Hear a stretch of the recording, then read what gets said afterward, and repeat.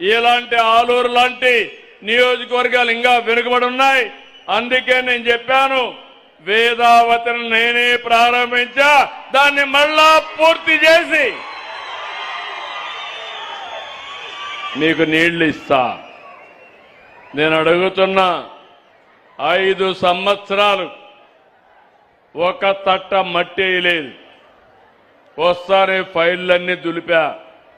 నేను ఒకటే ఆదేశాలు ఇచ్చాను, ఆలూరు నియోజకవర్గం ఈ ప్రాంతం చాలా వెనుకబడి ఉంది, ఎట్టి పరిస్థితుల్లో నీళ్లు ఇవ్వాలి.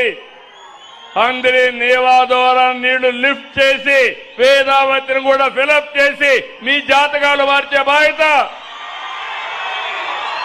ఈ ప్రభుత్వం తీసుకుంటాం. ఇంకో పక్కన నగిరి డోనర్ రిజర్వాయర్ ని పూర్తి చేస్తాం. దీనికి కూడా 36 కోట్లు అవుతుంది. వేదావతికి అయితే 1600 కోట్లు అవుతుంది.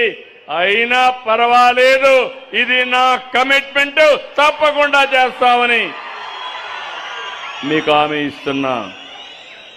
ఇంకో పక్క అన్ని చెరువుల్ని రిపేర్ చేస్తున్నాం.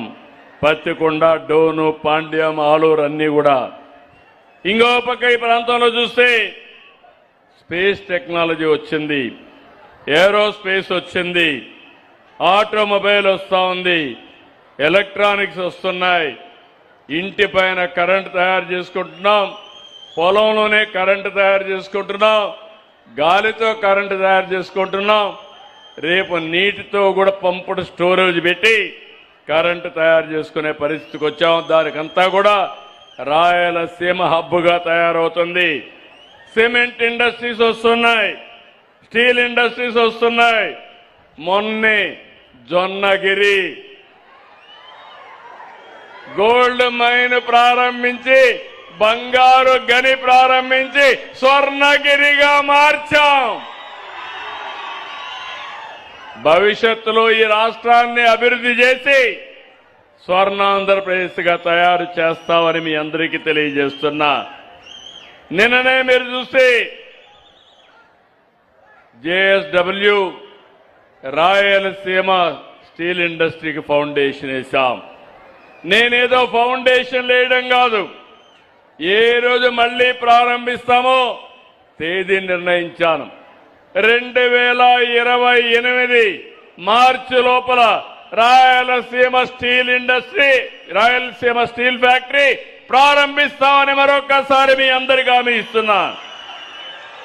పుట్టపర్తి కేంద్రంగా 5th జనరేషన్ యుద్ధ విమానాలు అక్కడ తయారు చేస్తున్నాం.